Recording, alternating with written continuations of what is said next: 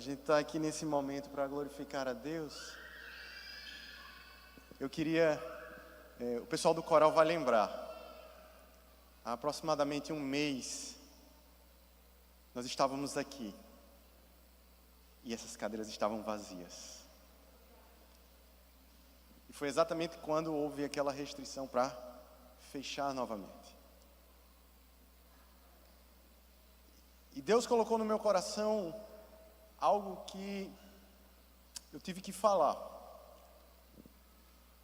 Nada iria parar a sua igreja de avançar, pois é Deus quem faz a igreja avançar. E hoje, perto de um mês, pouco mais, pouco menos, nós podemos ver, e eu estava conversando com o pastor Pedro ali, com muita alegria, a igreja reunida para adorar aquele que vive, que reina para todos sempre, amém? Vamos aplaudir o Senhor por causa disso?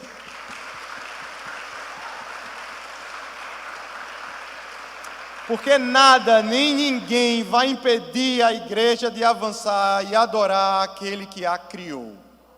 E nós estamos aqui para celebrar isso, para proclamar isso e para dizer ao mundo que Deus existe, Deus existe. Amém? Que bênção, que bênção. E eu estou muito alegre, eu estou muito feliz por causa disso. Muito, muito mesmo. Você é aproximadamente um mês, não vê ninguém, só cadeiras, estava eu e o coral de anjos aqui, porque um mês atrás não era um coral da igreja, não, era um coral de anjos aqui.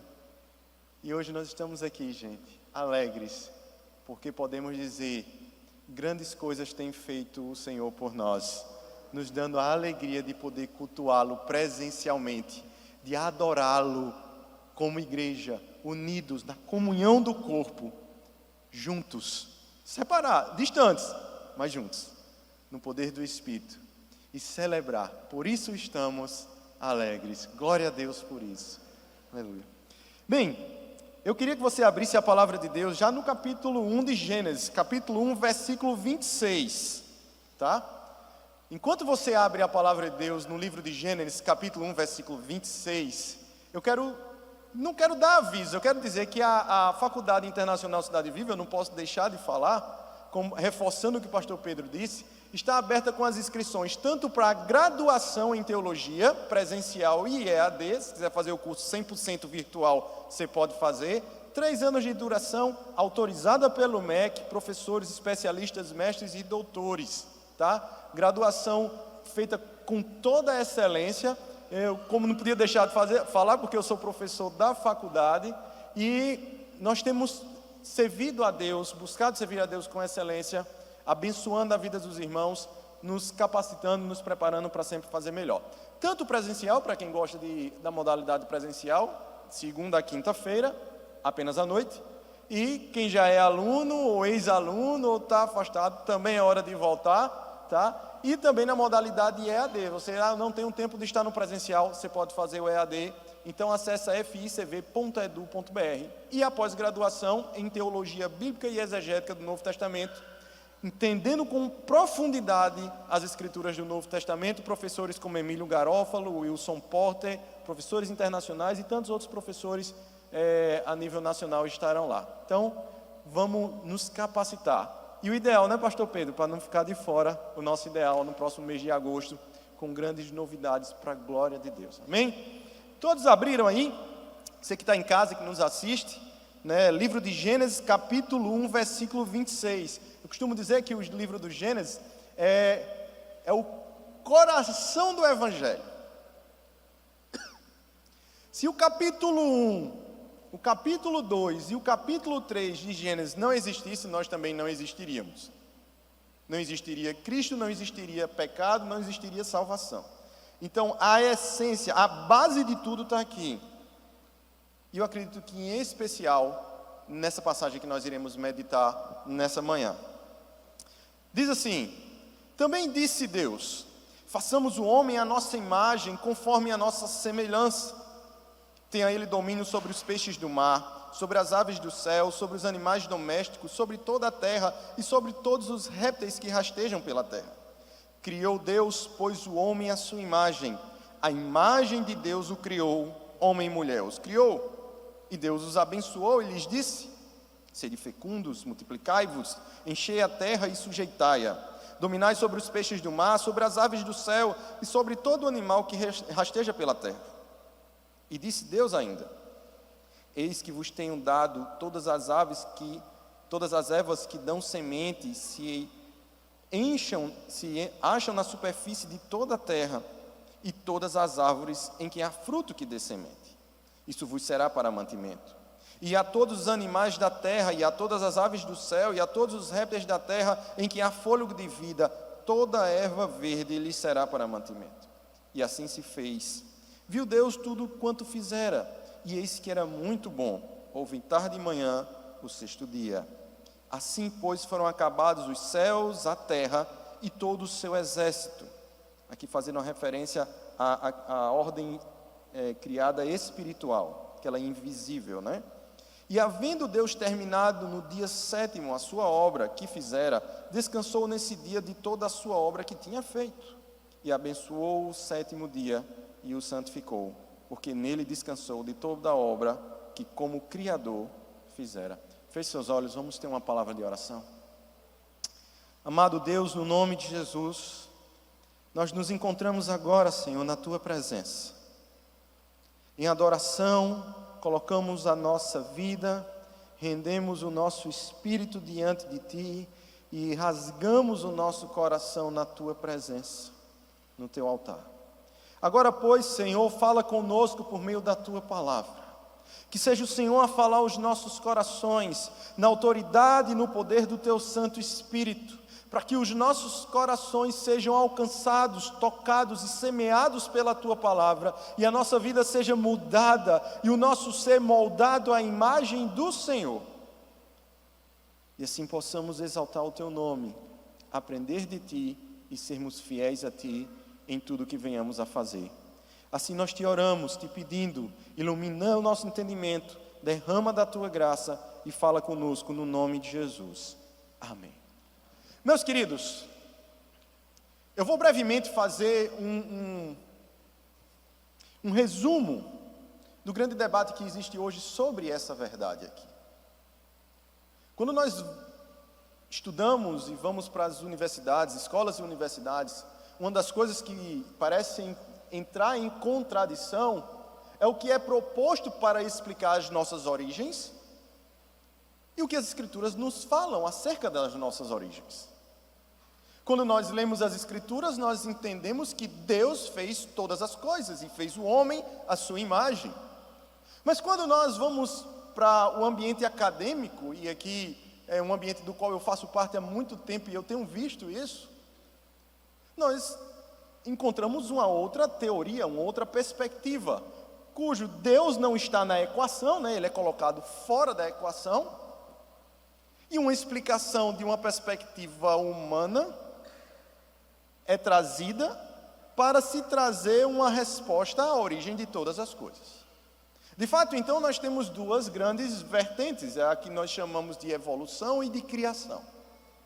Porém, quando nós vamos para a teologia, uma coisa que que hoje, em meio à academia, se depara, é que esse conceito, ou essa vertente que busca explicar a origem de todas as coisas, ela está tomando e enraizando dentro da teologia de tal maneira que há uma busca por tentar unificar a evolução com a criação e sujeitar então o relato das Escrituras à pseudociência humana.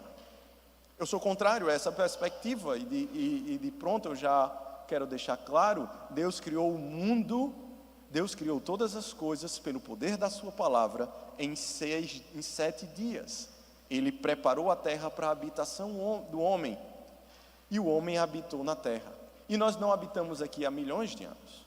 Essa é a minha perspectiva. E eu vou explicar para vocês por quê. A coisa mais singular que nós encontramos no relato do Gênesis é essa afirmação: façamos o homem à nossa imagem, conforme a nossa semelhança. Essa afirmação de Deus para com o homem criado é o ponto alto da criação. O ponto alto da criação não é Deus chamar as coisas à existência, né, a partir do nada, sem existir matéria pré-existente. Não é Deus trazer a luz, não é Deus pôr os luminares, não é Deus fazer separação das águas, surgir a porção seca, não é colocar o sol para governar o dia e a lua para governar a noite, não. Não é fazer a terra brotar das suas ervas, né, e suas árvores. Não, o ponto alto da criação é Deus fazer o homem à sua imagem e semelhança. É isso que vai nos distinguir de todo o restante da ordem criada, de todo o restante da criação. E é exatamente esse diferencial que vai gerar esse problema que nós estamos vivendo hoje, chamado de pecado. Não o ser feito à imagem de Deus, mas o ter corrompido essa imagem por conta do pecado. Por ter tido a capacidade de escolher entre o bem e o mal, entre a árvore da vida e a árvore do conhecimento do bem e do mal, e desobedecer a Deus. De maneira então que, colocando essas bases, nós precisamos entender que se nós somos frutos de uma evolução de bilhões de anos, aonde foi o momento em que nós nos tornamos imagem de Deus? Será que os símios que vieram antes não eram e em algum momento se tornou? Logo, a lógica de ser feito à imagem de Deus, ela se perde. Porque se nós somos um processo evolutivo e transitório, né? Saímos da posição envergada de 4 patas e agora somos o Homo erectus, né? O Homo sapiens em seguida. Em que momento passamos a ser imagem e semelhança de Deus? Nesse processo evolutivo, em nenhum momento. E se isso não aconteceu, logo também o pecado não é uma realidade. Porque o pecado é a transgressão daqueles que são a imagem de Deus, transgredindo a ordem e desobedecendo a Deus. Se o pecado também não existe, logo Cristo é uma piada de mau gosto. Logo Cristo veio em vão. Veio morrer por causa de quê? Ou por causa de quem? Mas um fato ninguém pode negar. Muitos podem até dizer, mas isso aí são argumentos. Mas um fato ninguém pode negar. É a realidade da morte. E a morte é a consequência do pecado. Logo, se existe morte, existe pecado. Logo, se existe pecado, existem homens feitos à imagem de Deus de forma perfeita e perfeitos a obedecer. E se foram feitos assim e desobedeceram, então entrou o pecado. Se entrou o pecado, entrou a morte. E se a morte é uma realidade, o homem feito à imagem de Deus também o é. E a pergunta é, quando o homem foi feito à imagem de Deus? No 6º dia da criação. Dias literais, sim. Dias literais, sim. Posso afirmar isso aqui a partir da análise do texto em hebraico, quando a palavra yom, que significa dia, é colocada, e Moisés ainda faz questão de definir o que é dia. Houve tarde e uma manhã, primeiro dia. Houve tarde e manhã, segundo dia. E assim sucessivamente. E assim sucessivamente. Dias de 24 horas, que levam em consideração a rotação da Terra. Dias como esses que nós estamos vivendo hoje. Deus formou, preparou a Terra para que o homem que seria feito à sua imagem e semelhança habitasse nela. E quando você lê o relato do Gênesis, você vai ver exatamente que essa é a tônica. Deus está dizendo, criou Deus os céus e a terra, a hora a terra era sem forma, e o foco está na terra e vazia. E Deus, durante 7 dias, Ele matura a terra para a habitação do homem.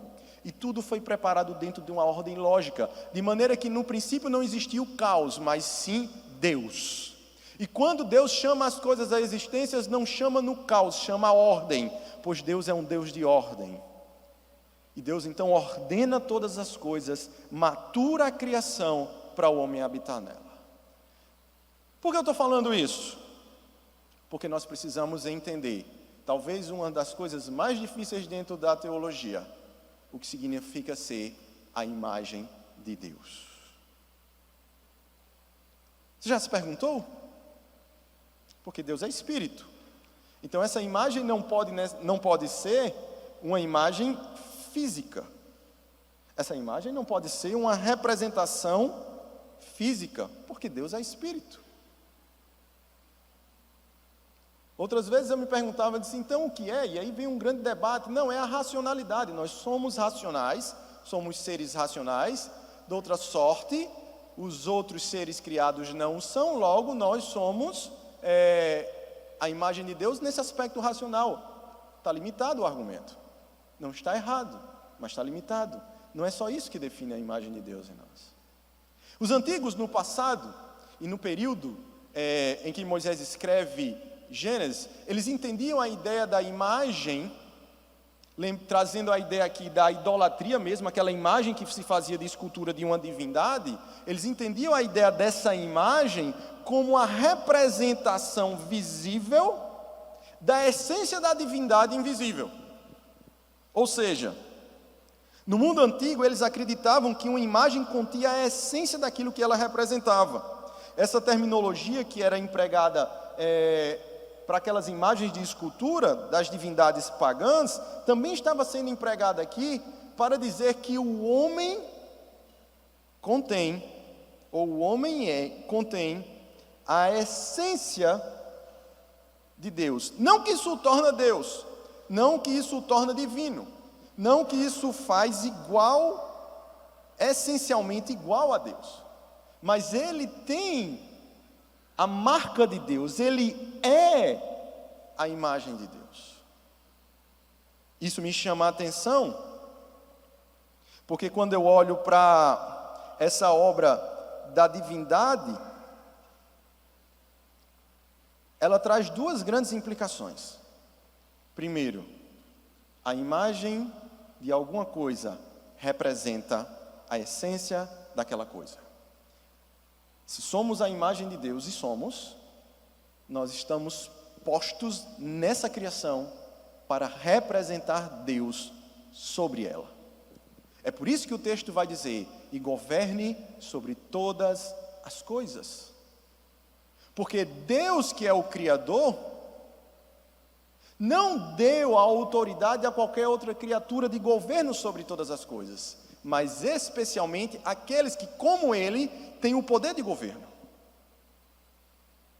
têm a capacidade de governo, os homens que foram feitos à sua imagem.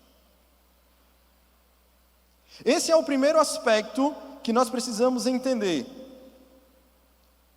a ideia de representá-lo. E o segundo aspecto é o sentido de servir no lugar de Deus. Ou seja, se nós representamos a Deus na criação, pois somos a sua imagem, nós também fomos feitos para servir, para agir, para governar sobre a criação no lugar de Deus, ou com Deus. E esse aspecto precisa ser entendido. Por quê? Porque depois do pecado, a imagem de Deus foi corrompida, não destruída, não apagada, mas corrompida. E a corrupção dessa imagem leva os homens a continuarem ainda representando Deus e governando, servindo sobre a terra, governando, dominando sobre todas as coisas, de forma errada, de forma equivocada. Quando Deus cria, e aqui eu quero que você acompanhe comigo, verso 26, e diz assim: façamos o homem à nossa imagem, conforme a nossa semelhança. Em seguida, o que é que Deus vai dar? Autoridade, poder de governo, e aqui isso vai nos distinguir dos anjos. Pois há um debate se anjo é ou não a imagem de Deus, mas isso aqui vai nos distinguir. O domínio sobre os peixes, tenha domínio sobre os peixes do mar, sobre as aves do céu, sobre os animais domésticos, sobre toda a terra e sobre todos os répteis que rastejam pela terra. O que é que Deus está dizendo? Ao homem que eu fiz a minha imagem e semelhança, eu dei a ele o domínio cultural, o domínio de governo sobre toda a criação. O domínio de regência. É o homem que foi posto para cuidar da criação. E quando a gente olha esse aspecto aqui, a gente precisa entender um negócio que é chamado de mandato cultural. O domínio, e só existe domínio com ciência, só existe domínio com conhecimento, ele é feito por pessoas que foram postas por Deus para representarem a Deus e agirem no lugar de Deus sobre aquilo que Deus criou. Sendo assim, e eu costumo dizer que, por mais que o pecado tenha corrompido a imagem do homem, a imagem de Deus no homem, o homem ainda continua fazendo a vontade e a ordem, e obedecendo a ordem de Deus, porque o homem continua dominando sobre todas as coisas. Não somos nós a espécie dominante, né, segundo a nomenclatura científica? Não somos nós que colocamos animais para nos servirem, ou utilizamos deles de alimento, ou colocamos dentro de um zoológico para ver, que derrubamos árvores e construímos casas? Não somos nós que fazemos a música, a cultura e a ciência? Sim, somos nós. E tudo isso é bom. Nada disso é ruim. Deus não proibiu nenhuma dessas coisas. O problema é que, como a imagem de Deus em nós está corrompida, nós temos a tendência de deturpar todas essas coisas. Acabamos de passar um momento festivo no nosso calendário, conhecido como São João, e vem São Pedro, e as festividades juninas, aonde aquilo deveria ser feito para a glória de Deus e não era feito. A celebração, como costumamos dizer, da colheita. Então, entendam comigo, que se você é a imagem de Deus, então você precisa refletir essa imagem dentro do meio onde você atua. Pensem comigo nesse aspecto quando a gente fala de mandato cultural. Pensem comigo no aspecto de que você, na academia onde você trabalha, na escola onde você estuda, na universidade onde você leciona, na empresa onde você dirige, você precisa expressar a imagem de Deus em você. Porque se você não expressa a imagem de Deus em você, talvez você seja um empresário desonesto, um professor preguiçoso e um aluno rebelde. A imagem de Deus em nós é que nos faz fazer as coisas conforme o padrão que Deus estabelece. O problema é que o pecado corrompeu essa imagem. A tendência é que venhamos a fazer essas coisas para o nosso bel prazer. Por isso que as culturas, elas estão corrompidas, embebecidas no pecado. E aí nós temos muitas vezes a tendência de querer extirpar ou eliminar todo o elemento cultural como se ele fosse abominável a Deus. Mas deixa eu dizer uma coisa para vocês. Eu não sei se é o Salmo 150, mas o salmista vai dizer que todos os povos, raças, tribos, línguas e nações, no grande dia do Senhor, haverão de se curvar diante dele, de se prostrar diante dele, e glorificar a ele, com toda a ciência, cultura e sabedoria desenvolvida, pois elas estarão sendo restauradas para a glória de Deus. A questão não é deixar de produzir e de dominar, e de crescer e de desenvolver. A questão é se nós fazemos isso segundo os padrões de Deus, conforme a imagem a qual nós fomos criados. Será que você trabalha e quando trabalha faz isso com excelência? Para a glória de Deus? Porque quando você faz algo no seu trabalho, como Paulo vai dizer em Efésios capítulo 5, como se para o Senhor estivesse fazendo, a perfeição você não vai alcançar porque somos imperfeitos, mas a excelência ela vai vir, porque é para Deus que está sendo feito. Quando eu olho para essa situação e quando eu vejo essa mensagem dentro das Escrituras, que Deus nos criou a sua imagem, Ele nos criou para que a gente desenvolvesse sim. Não pensem que quando Deus, se o homem não tivesse pecado, todo mundo ia ficar lá dentro do jardim, não, gente, não.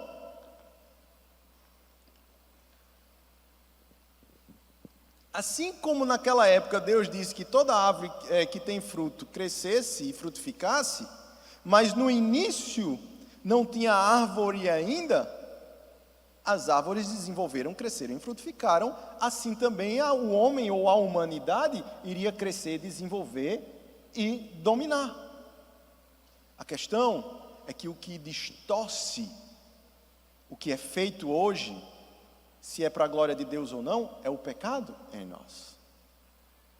Mas ele continua falando, e ele fala de um segundo aspecto. Ele vai no versículo 27 dizer: Deus criou Deus, pois o homem à sua imagem, a imagem de Deus o criou, homem e mulher os criou. Por que vocês acham que ele coloca essa expressão, homem e mulher os criou?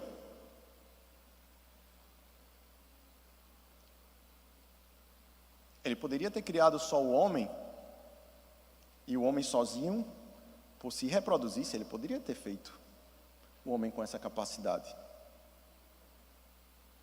Por que ele cria um homem e mulher? E essa é uma menção antes mesmo de criar Eva, tá? Antes mesmo de tirar da costela de Adão a Eva. Por quê? Porque assim como Deus é um ser social e vive em comunidade, em coletividade, em unidade, o homem, que é a sua imagem, também deve ser. Aquela que é o complemento do homem, pois do homem foi tirada, também já estava anunciada como parte do projeto da criação de Deus, de maneira que nós precisamos refletir a imagem de Deus nos nossos relacionamentos, no nosso casamento. Os dois extremos que nós temos na nossa sociedade hoje, o machismo e o feminismo, eles são exatamente o reflexo de pessoas que não entendem que são a imagem de Deus e muito menos veem no próximo a imagem de Deus. Ora, se Deus estiver na minha frente, a primeira atitude que eu tomaria era de me prostrar e de reverenciar. E se eu entendo que o meu próximo, que a minha esposa, é a imagem de Deus, no mínimo, eu tenho que ter uma atitude de amor para com ela e um entendimento de igualdade quanto pessoas e essência. Daqui então a gente começar a entender que somos a imagem de Deus, e se somos a imagem de Deus no nosso casamento, nós somos iguais em essência, diferentes em funções, que precisam ser respeitadas, pois se não respeitarmos as funções, isso vira um caos. Imagina se o sol não respeitasse a função que Deus estabeleceu para ele, e a lua não o fizesse. Mas só o homem que é a imagem de Deus e que tem essa capacidade de escolher obedecer ou não, é que pode fazer essa escolha entre obedecer e manter-se fiel à função. Não estou falando das funções, as funções elas existem e precisam ser respeitadas. O marido é o líder da casa, a mulher ajuda o marido na boa liderança. Quando a mulher vira o homem da casa, ela distorce a imagem de Deus nela e o propósito de Deus para ela. Quando o homem se omite na sua função de líder da família e da casa, ele distorce o seu papel, inverte as funções e o caos começa. Foi por causa disso que Adão e Eva pecaram. Não foi Adão que liderou a família, foi Eva. Não foi Adão que protegeu a casa da serpente, foi Eva que foi seduzida, pois havia uma lacuna. Nós precisamos entender que se somos a imagem de Deus, nós também temos responsabilidades para com essa imagem em nós e devemos viver de maneira condizente, respeitando as funções que Deus estabeleceu para cada atividade. Deus nos chamou, meu irmão e minha irmã, para crescermos e desenvolvermos sim, para estudarmos, para fazermos ciência, para fazermos arte, para fazermos música, para virmos adorar e celebrar Ele, para contemplar a sua glória. Deus nos chamou para casarmos, para crescermos, para termos filhos, multiplicarmos e desenvolvermos, mas fazendo tudo dentro do padrão que Ele estabeleceu. Porque a marca dEle está em nós. Quando nós fazemos algo contrário a isso, nós estamos nos rebelando contra Deus. Estamos sendo rebeldes contra Deus. Mas eu quero que você continue comigo aí, não feche a Bíblia não, que é pecado. Verso 28. E Deus os abençoou e lhes disse: sede fecundos, multiplicai-vos, enchei a terra e sujeitai-a, dominai sobre os peixes do mar, sobre as aves do céu e sobre todo animal que rasteja. Logo, para o homem e para a mulher foi dada a ordem de crescer, de ter filhos, de multiplicar, de povoar a terra. E como é que eles iam dominar sobre a terra? Multiplicando-se. Não sendo o maior da terra, mas enchendo a terra. E o que me chama a atenção nisso aqui, é que hoje nós lutamos contra uma falsa teologia do amor. E entendam o que eu vou dizer aqui. Que em nome do amor diz que Deus aceita toda e qualquer situação que o homem esteja. Deus ama o pecador, mas nunca esqueça, Deus abomina o seu pecado. Deus ama o homossexual, mas abomina a homossexualidade. Nós devemos sim ser a igreja que abraça, o povo que chama, que diz: há esperança em Deus, há transformação em Deus, há transformação e não manutenção do pecado. Quando Deus estabelece o homem, e Deus estabelece a mulher e diz: o propósito também de vocês, quanto família, isso, depois ele vai dizer: dentro da aliança do casamento, pois deixa pai e mãe, e não fora, não nas puladas de cerca, nem mesmo na fornicação da juventude, mas dentro do matrimônio vocês devem celebrar a multiplicação e experimentar e desfrutar dela, dentro do casamento. Deus também estabelece que o homem e a mulher foram postos para exercerem esse papel como um reflexo da imagem dele.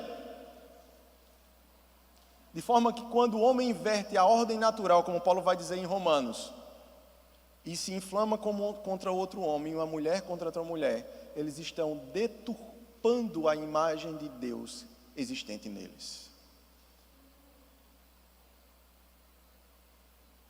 O propósito da igreja é chamar o homem de volta para ter a imagem de Deus restaurada nele. Lembrem-se, é o pecado que produz essas distorções. Ela não é natural, nem muito menos o propósito de Deus. E aí eu quero caminhar aqui para o versículo 30, perdão. E a todos os animais da terra, e a todas as aves do céu, e a todos os répteis da terra, em que há fôlego de vida, toda a erva verde que lhe será para mantimento. E assim se fez. Ele deu ao homem tudo isso, mandou que todas frutificassem. Aí no verso 31 ele chega e diz: viu Deus tudo o que fizera, e eis que era perfeito. Houve tarde e manhã o sexto dia. Se o pecado tem a capacidade de distorcer aquilo que Deus estabeleceu como deveria ser, se somos a imagem de Deus, postos para representar a Deus e para governar no seu lugar, devemos fazer segundo os seus padrões. Tudo que está fora do padrão que Deus estabelece é pecado. E o que me chama a atenção é que ao final do sexto dia, tudo estava como Deus estabeleceu, perfeito. Não havia desobediência do homem, não havia pecado dos anjos, não havia queda de Satanás, não havia queda de Adão, não havia queda de Eva. O pecado não tinha entrado, porque quando ele disse que tudo estava perfeito, era muito bom, no sexto dia, é que toda a ordem criada estava agora conforme o seu propósito, conforme o modelo que ele estabeleceu. E olha, deixa eu dizer uma coisa para vocês, é exatamente isso que Cristo veio fazer. Sabe o que é que Cristo veio fazer na cruz do Calvário? Restaurar a imagem de Deus em nós, que havia sido corrompida por conta do pecado. Não é à toa que quando você lê no Novo Testamento, um dos grandes discursos, uma das grandes temáticas, é a imagem de Cristo sendo forjada em nós todos os dias, para sermos como Ele é. A imagem de Deus, porque só com a imagem de Deus restaurada em nós, é que nós iremos experimentar a plenitude da vida em Deus. Mas eu quero trazer um aspecto aqui. Eu falei de um aspecto da nossa responsabilidade em dominar sobre todas as coisas, como pessoas que são a imagem de Deus e agora restauradas em Cristo, para desenvolver os nossos relacionamentos como pessoas que são e se relacionam com pessoas que também são a imagem de Deus. Por isso que nós temos que olhar para o próximo. E aqui eu me pego numa situação, numa situação refletindo acerca desse caso que foi notório no Brasil de Lázaro, né? E eu até brinquei, eu disse, Senhor, que esse não ressuscite. Mas eu fico me perguntando, e aquilo para mim, aquilo me chocou, porque eu disse, Senhor, que nível de degradação o pecado leva ao homem? Porque a que nível de maldade e de aberração esse homem chegou e foi capaz de produzir? Ao mesmo tempo, quando eu refletia sobre isso, eu gosto de conversar com o Senhor, porque Ele nunca deixa sem resposta. Veio no meu coração aquela seguinte afirmação: todos pecaram e destituídos estão da glória de Deus. Tão carente quanto aquele miserável homem pecador sou eu e todos nós. Por isso eu não posso olhar para o próximo com um ar de superioridade, como se eu fosse agora, que sou crente, né? Melhor ou superior. Porque o único que era melhor e superior foi o que serviu a todos, se entregou e morreu por nós numa cruz. Se existia um homem bom e perfeito, esse nós cravamos na cruz. Mas esse foi o que se entregou por todos. Todos somos pecadores. Todos precisamos ter a imagem de Deus restaurada em nós. Todos nós precisamos olhar para o próximo com um olhar de misericórdia e de graça, para chamá-lo ao arrependimento. Alguns se perderão, serão irredutíveis. Não cabe a nós o poder para decidir isso. Mas cabe a nós a missão de, como pessoas que foram postas para fazer e cumprir a vontade de Deus, chamá-las ao arrependimento. E aqui entra o terceiro aspecto. O primeiro, o mandato cultural. O segundo, o mandato social, que trata dos relacionamentos, que começa no núcleo mais singular da sociedade, que é o casamento, a união de homem e mulher, dentro do modelo e do padrão bíblico, amando o próximo e chamando o próximo ao arrependimento, porque eu costumo dizer que a maior prova de amor é você entender o que Deus fala lá no Salmo 23. Deus repreende a todos aqueles que Ele ama. Deus disciplina com a vara e o cajado a quem ama. A correção é amor. Deixar no erro não é amor. E aí nós chegamos a um terceiro aspecto que nós temos aqui. Quando ele diz, no capítulo 2, verso 1: assim, pois, foram acabados os céus e a terra e todo o seu exército, fazendo uma referência aqui a ordem celestial. E havendo Deus terminado no dia 7º da sua obra que fizera, descansou nesse dia de toda a sua obra que tinha feito. E abençoou Deus o dia 7º, e o santificou, porque nele descansou de toda a obra como o Criador fizera. A gente chama isso de mandato espiritual. Eu não sei se você já havia pensado nisso, mas a eternidade, o grande dia do Senhor, o descanso em Deus, já foi prometido antes que o homem viesse a cair.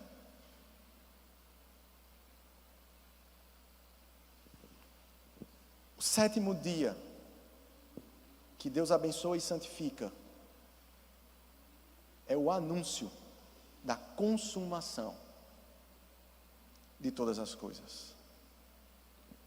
Na criação, Deus já havia anunciado que levaria todas as coisas à consumação. Todas as vezes que você lê nas Escrituras do Antigo e Novo Testamento, falando acerca do grande dia do Senhor, quando Ele vai restaurar todas as coisas, sempre a ideia é o dia do descanso. Entrai no descanso do teu Senhor. Vinde, Apocalipse capítulo 20, vinde benditos do meu Pai, e entrai no descanso do teu Senhor. Todas as vezes que o Evangelho é anunciado, essa verdade também é anunciada. Pois Jesus disse: vós que estáis cansados e sobrecarregados, vinde a mim e eu vos aliviarei. Por que eu estou falando isso aqui?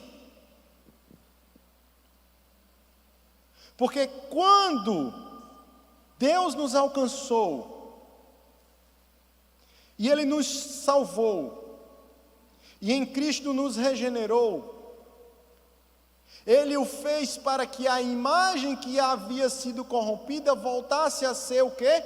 Restaurada. A imagem de Cristo viesse agora a ser forjada em nós. E essa imagem de Deus restaurada em nós, pois Cristo é a expressão perfeita da imagem de Deus. Porém, o que acontece muitas vezes é que quando nós somos salvos, parece que esquecemos de dois aspectos do que significa ser a imagem de Deus. Nós representamos a Deus. Jesus disse: quem vê a mim, vê o Pai. Paulo vai dizer: sede meus imitadores como eu sou de Cristo. Quem vê a mim, vê a Cristo. Assim como o Pai, eu e o Pai somos um, sejamos nós também um também. Ou seja, quem vê você tem que ver Cristo. Quem me vê tem que ver Cristo. Quem vê você tem que ver Deus. Porque você é a imagem de Deus restaurada. A nossa vida tem que ser segundo Deus. Para dizermos como o apóstolo disse, que não viva mais eu, mas Cristo vive em mim.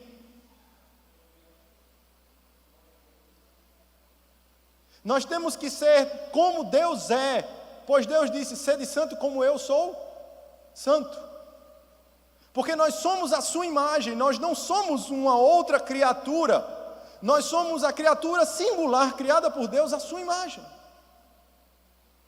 E se por esse lado nós entendemos que o nosso comportamento está inserido nessa verdade, por outro lado nós precisamos entender que fomos postos como representantes para agir, governar e servir no lugar de Deus aqui na terra. Agora, como pessoas restauradas, trabalhando honestamente,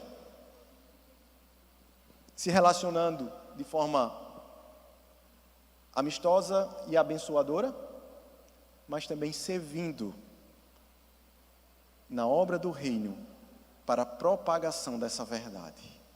Deus está chamando pessoas para restaurar a imagem dele nelas, pois a imagem dele nelas foi corrompida pelo pecado.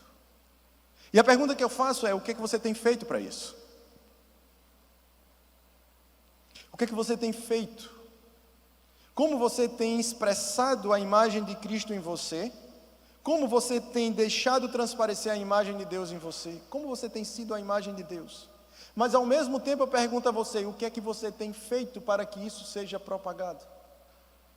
O que é que nós estamos fazendo para que essa verdade seja multiplicada? Entenda que o crescer e o encher a terra era crescer, encher e povoar a terra de pessoas com a imagem de Deus perfeita, sem mácula. A terra encheu, povoou-se, o homem cresceu, multiplicou, mas cheio de pessoas com a imagem de Deus corrompida. Nós temos, quanto igreja, agora a missão de levar essa mensagem para que essas pessoas que se multiplicaram também se multipliquem na restauração da imagem de Deus nela. Porque o fim será um sábado, um dia de descanso para todo sempre. Mas só aqueles que tiveram a imagem de Deus restaurada entrarão no descanso do seu Senhor. Nós precisamos de pessoas para servir nas mídias, no Bússola, na integração, no Kids, nas mídias na sexta-feira, para que a gente possa anunciar essa verdade. E o que me chama a atenção, eu tenho refletido muito sobre os efeitos dessa pandemia no comportamento humano. O que me chama a atenção é que depois não, né? Eu já estou cantando aqui que já encerrou, mas vai encerrar. É que os efeitos dessa pandemia têm gerado no homem dois comportamentos. E um deles me preocupa muito. É que o homem passou a viver como se não houvesse amanhã. Eu lembro de uma música até da Legião Urbana que dizia: é preciso amar as pessoas como se não houvesse amanhã.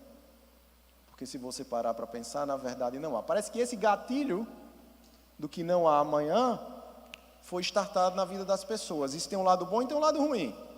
Se você canalizar para coisa boa, você vai dizer: vou viver para a glória de Deus como se não houvesse amanhã. E vou dar o meu melhor hoje. Mas tem um lado ruim. Você pode fazer como os epicureus, os estoicos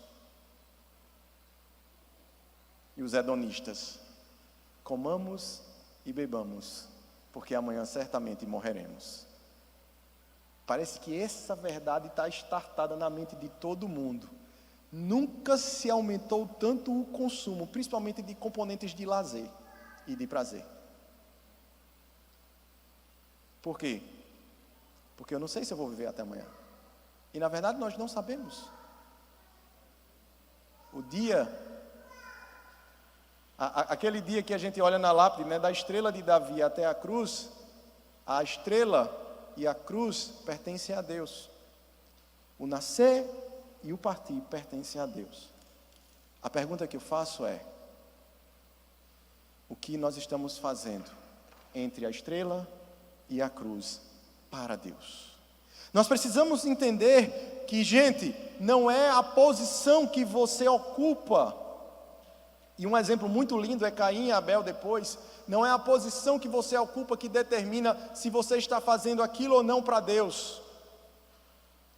É o seu coração. Não é a função que você exerce, é o seu coração. Eu disse hoje de manhã no Aviva: Deus não rejeitou a oferta de Abel, porque primeiro aceitou Abel.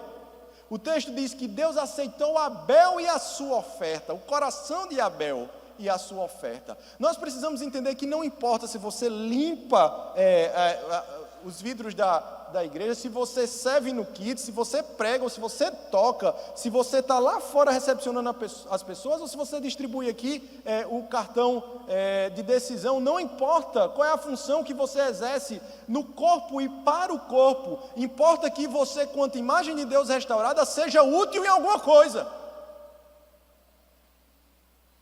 Porque Deus nos chamou para sermos a sua imagem e semelhança, dominando e agindo sobre toda a terra em todas as coisas. Em todas as coisas. E assim nós precisamos viver e conduzir as nossas vidas. Sabe por quê? Hoje de manhã eu dizia, porque no final,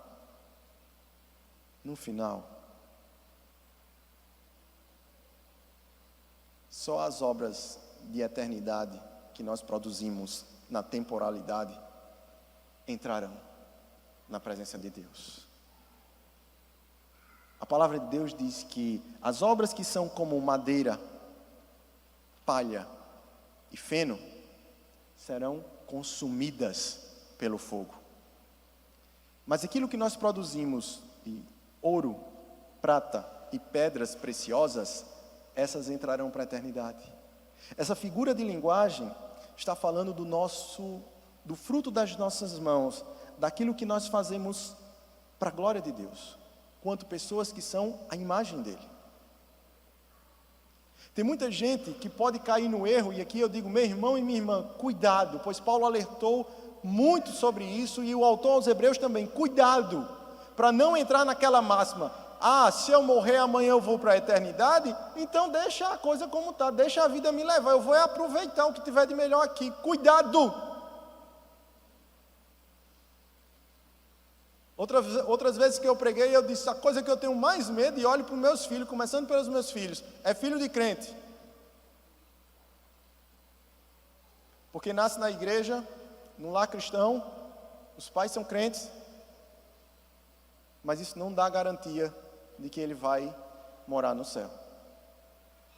Cuidado para não viver essa vida achando que eu estou garantido e não importa fazer nada, porque quando Deus nos salvou, a Bíblia diz que Ele nos salvou, Efésios capítulo 4, Ele nos elegeu para que nós andássemos em toda boa obra. Se Deus veio ao mundo, deu seu Filho, morreu numa cruz e ressuscitou para nos salvar, foi para restaurar a imagem dEle em nós, é para que nós venhamos a produzir boas obras.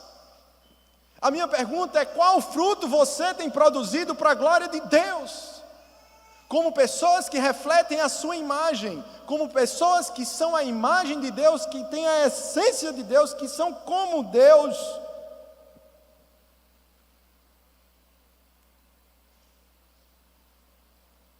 Precisamos entender isso. O louvor já pode subir.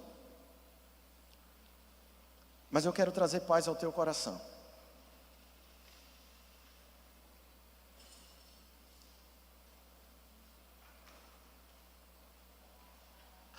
Eu quero trazer paz ao teu coração nessa manhã, te afirmando uma seguinte verdade.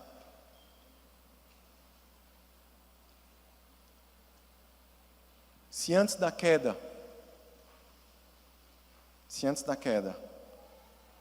Deus já havia anunciado a consumação de todas as coisas, se antes da queda, Deus já havia estabelecido, e não apenas prometido, aquilo que seria a tipificação da glorificação e da consumação e da restauração de todas as coisas, é porque Deus sabia que nós iríamos cair, é porque Deus sabia que nós iríamos pecar. É porque Deus sabia das nossas fraquezas e das nossas debilidades. Mas o que me chama a atenção é que antes do mal, Deus já tinha feito o bem. Antes do pecado, Deus já tinha prometido a redenção. Antes da morte, Deus já tinha proferido a vida. O descanso do Senhor é para todos aqueles que entendem que essa vida não passa de fardo e de cansaço, como diz Salomão lá em Eclesiastes. Mas nós precisamos entender um aspecto acerca dessa bondade de Deus, dessa atitude de Deus, é que ela é feita com muito amor. Não foi porque Deus quis punir o mundo, nem porque Deus estava com raiva do mundo, nem porque Deus odiou o mundo, mas porque Deus amou o mundo. Se estamos aqui ainda ouvindo essa verdade, é porque Ele nos amou. E nos amou de tal maneira, de uma forma tão inexplicável, de uma forma tão incompreensível, de uma forma tão inacessível, de uma forma tão sublime, tão suprema, tão grandiosa, tão linda, tão poderosa, que Ele se fez homem.